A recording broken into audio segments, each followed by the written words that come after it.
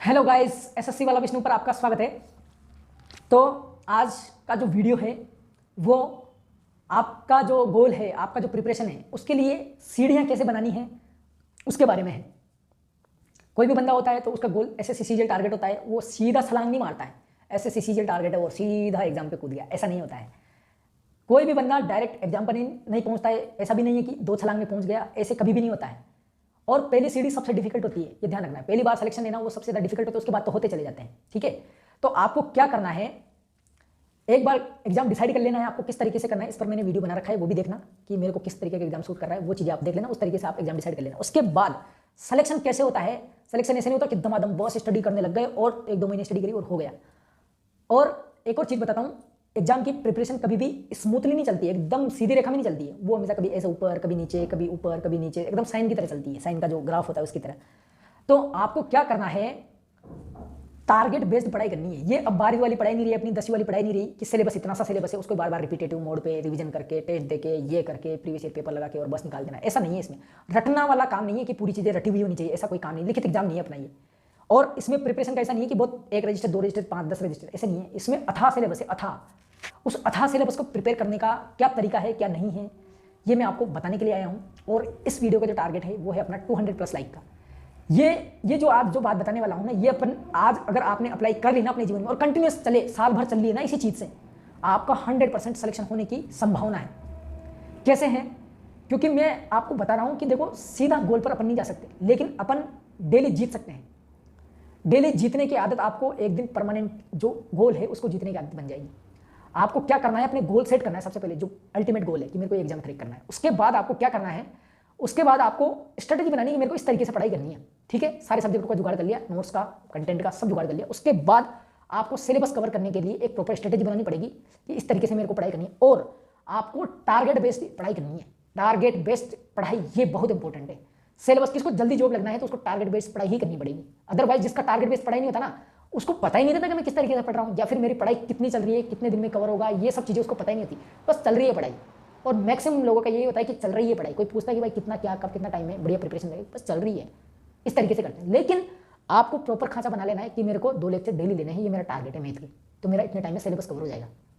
2 lecture सुबह morning में उठकर आप अपने लिए पूरे दिन का टारगेट बनाओ, पूरे दिन का, कि मेरे को पूरे दिन क्या टारगेट बनाना है।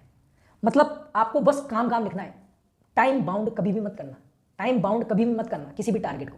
टाइम बाउंड किया, उस टाइम पर वो नहीं हुआ, डिमोटिवेशन आ जाएगा, सारे काम अधूरे रह जाएंगे। दूसरी इंपॉर्टेंट चीज है कि आपको कभी भी अपनी कैपेसिटी से बड़ा टारगेट कभी भी नहीं बनाना है। आपको दिन भर में 7-8 घंटे से बड़ा टारगेट बनाना ही नहीं है। 7-8 घंटे से बड़ा टारगेट बना लिया मतलब वो टारगेट होगा ही नहीं। अगर टारगेट नहीं हुआ तो अगले दिन टारगेट बनाने की हिम्मत नहीं करेगी आपकी, डिमोटिवेट हो जाओगे, आपको मतलब वो मोटिवेशन ही नहीं आएगा। लेकिन आपकी जो कैपेसिटी है, मैंने बोला उससे बड़ा टारगेट नहीं बनाना है, लेकिन मैं आपको ये बोल रहा हूं कि आपकी कैपेसिटी के बराबर भी टारगेट मत बनाओ। आपकी कैपेसिटी अगर 8 घंटे पढ़ने की तो आप 6 घंटे का टारगेट बनाओ, बस ओनली 6 घंटे का। और 6 घंटे का पूरी शिद्दत से, पूरे फास्ट मोड में उस टारगेट के कामों को अचीव करने लग जाओ। कैसे बनाने हैं टारगेट मैं आपको बता देता हूँ।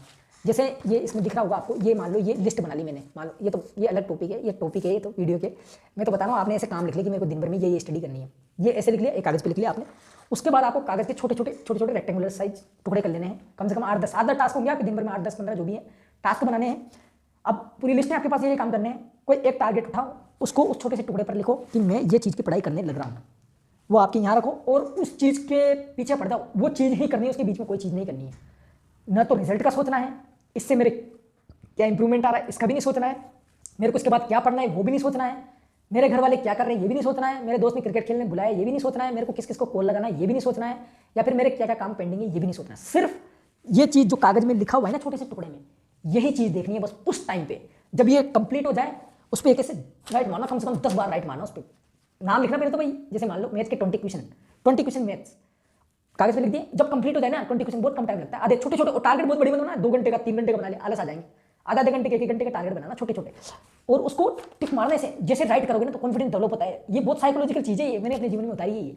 कभी भी प्रिपरेशन करता था, देखो हर रेगुलर नहीं चलती ऐसी टारगेट बेस्ड, लेकिन बता रहा हूँ मैंने जब किया ना तो इसका बहुत बड़ा बेनिफिट हुआ मेरे को। ऐसे सीजीएल में सिलेक्शन मेरे को इसी चीज़ से हुआ है, टारगेट बेस्ड पढ़ाई करने लगी। मैं दोस्त को भेजता था कि भाई मैंने टारगेट बनाया है, मेरा एक दोस्त है बहुत करीबी, उसको मैं भेजता था, वो मेरा अपडेट लेता था इस तरीके से कि क्या क्या पढ़ा तूने और क्या क्या पढ़ना है तेरे को। तो मैं उसको भेजता था ऐसे न्यू करके राइट मार के, भाई ये चीज़ें मैंने कर ली। एक चीज़ कंप्लीट होता है उसको राइट मार के फोटो खींच के उसका ग्रुप पे डाल देता है, ग्रुप बना लिया था हमने। उससे क्या कॉन्फिडेंस बिल्डअप होता है कि मैंने ये चीजें करी, और दिन भर में आपको कागज दिखेंगे ना कि यार मैंने इतने टारगेट कंप्लीट कर लिया आज। उन टारगेट से ही आपका सिलेक्शन बनेगा, इन टारगेट से आपका दिन डिजाइन होगा, पूरा दिन डिजाइन हो गया आपका।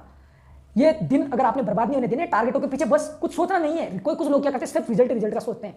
मैंने बहुत बार आपको भगवत गीता का वो श्लोक बताया है कि कर्मण्यवाधिकारस्ते मा फलेषु कदाचन मा कर्म फल हेतुर्भुः माते संगस्तो कर्मणि।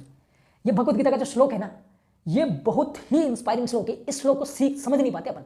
इस श्लोक का कुछ लोग गलत अर्थ निकाल लेते हैं, गलत समझ जाते हैं कि फल की इच्छा मत करो, कर्म करते रहो। भाई फल नहीं दिखेगा तो कर्म कैसे करेंगे, कुछ लोग ये एक्सक्यूज देते हैं। लेकिन वो जो बात लिखी हुई है ना, बहुत परफेक्ट बात है वो।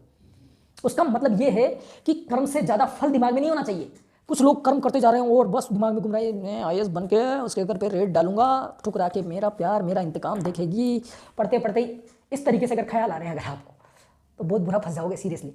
आपको सिलेक्शन के बाद क्या करना है, सिलेक्शन हो जाएगा तब क्या होगा क्या नहीं होगा, आपको कुछ भी नहीं सोचना है। टारगेट छोटा सा आधे घंटे पर ही फोकस करना है बस, और किसी पे फोकस ही नहीं करना है आपको। इस तरीके से फोकस, इस तरीके से आपको मतलब एकदम कॉन्फिडेंस बिल्डअप होगा इस चीज से। इस तरीके से आपको टारगेट बेस्ड पढ़ाई करनी है। दिन भर का एक लिस्ट बनाया कि ये 6 घंटे का बनाओ, बल्कि मैं तो बोल रहा हूँ 5 घंटे का बनाओ। जब वो 5 घंटे का कंप्लीट होगा ना, आपके इतना कॉन्फिडेंस आ जाएगा कि आप उसके बाद 5 घंटे के बाद एक एक्स्ट्रा चीजें करोगे। टेस्ट दे लिया आपने, हो सकता है टेस्ट दे लो आप, टेस्ट को भी टारगेट में डाल दो कि यार एक टेस्ट देना है, उसका एनालाइज करना है। जब टेस्ट कंप्लीट हो जाए टेस्ट लिखो, वन टेस्ट गिवन, राइट मारो 10 बार 5 बार जितनी बार भी, बार बार मुंह करके राइट राइट राइट, तो ऐसा लगता है कॉन्फिडेंस आता है अंदर से। इस तरीके से आप चीजें अप्लाई कर सकते हो। और दिन ओनली दिन के पीछे पढ़ो, साल के महीनों के सप्ताह के पीछे मतलब दिन के पीछे पढ़ो।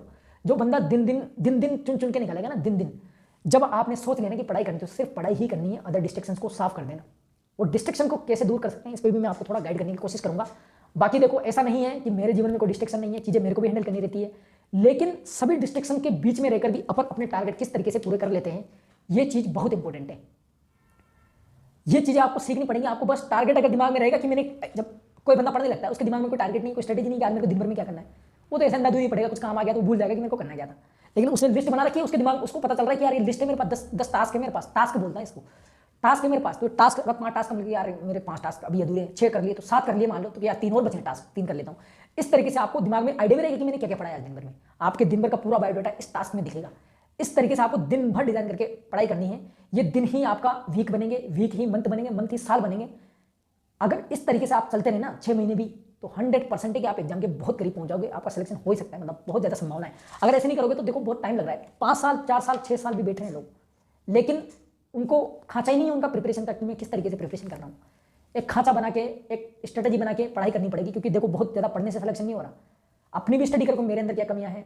एक बार सिलेबस कंप्लीट होगा, अच्छे से प्रिपरेशन हो गई ना, फिर एनालिसिस पे फोकस करो। एनालिसिस में जो कमियां है ना, उनसे उनको इरेडिकेट करके उनको हटाकर तब आपका सिलेक्शन बनता है।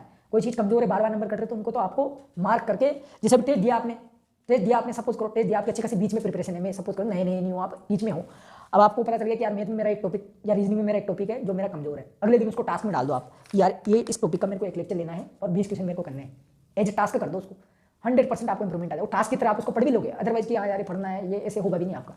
इस तरीके से आपको मतलब टास्क के इसमें पढ़ाई करनी है और 100% आपका सिलेक्शन हो ही जाएगा, कोई दिक्कत ही नहीं लेनी आपको। ठीक है, तो बहुत बहुत धन्यवाद, आपने बहुत पेशेंस के साथ सुना है। मैंने बस जस्ट आपको आइडिया दिया है। कुछ लोग टाइमर लगा के भी करते हैं पढ़ाई, टाइमर का भी कर सकते हो आप, लेकिन ये जो टास्क बनाकर जो स्टडी है ये आपके टाइम को प्रोडक्टिव बनाएगी, ये चीज़ आपको ध्यान रखनी है। अदरवाइज आपका स्टडी का जो फॉर्मेट नहीं रहेगा ना, तो आप कैसे स्टडी कर रहे हो, कितना पढ़ रहे हो, ये भी आपको आइडिया नहीं मिलेगा। इस तरीके से आपको सारा क्लियर दिखेगा कि मैंने किस तरीके से मेरी पढ़ाई चल रही है। कोई चीज़ लगती है कि यार ये चीज़ मेरी बार बार इसकी पूरी, इसको मैं शेड्यूल में डाल देता हूँ, शेड्यूल में डाल दो डेली। उस तरीके से आपको, जैसे कैलकुलेशन है तो कैलकुलेशन का तो डेली एक टास्क रखो। मैं कैलकुलेशन का मैं डेली एक टास्क रखता था, कैलकुलेशन तो मेरे को डेली करनी है, उस तरीके से मैं रखता था। ओके, मेरे को 20-50 ओके जो करनी है वो तो करनी है, मैं टास्क में डेली डालता था। होते ही राइट मारता था 4-5 बार, कॉन्फिडेंस आता था, हाँ भाई ये तो कर लिया मैंने। इस तरीके से आप पढ़ाई कर सकते हो, मैंने जस्ट आइडिया दिया है, बाकी आपकी जैसी इच्छा रहेगी वैसे करो। वीडियो देखने के लिए बहुत बहुत धन्यवाद पेशेंस के साथ। और वीडियो अच्छा लगा है तो लाइक जरूर करना। और भी बहुत सारे मैंने स्ट्रेटेजी के वीडियो डाल रखे हैं चैनल पर, उनको देखना, आपके बहुत काम की बातें मैंने आप उसमें बताई है। और चैनल जरूर सब्सक्राइब कर लेना, बहुत काम की चीज़ें मैं आपको बताता हूँ। और टेलीग्राम चैनल को भी आप ज्वाइन कर लेना, वहाँ पर मैंने नोट्स भी अवेलेबल करा रखे हैं और भी चीज़ें हैं जो मैं वहाँ पर अवेलेबल कराऊंगा। ठीक है, बहुत बहुत धन्यवाद।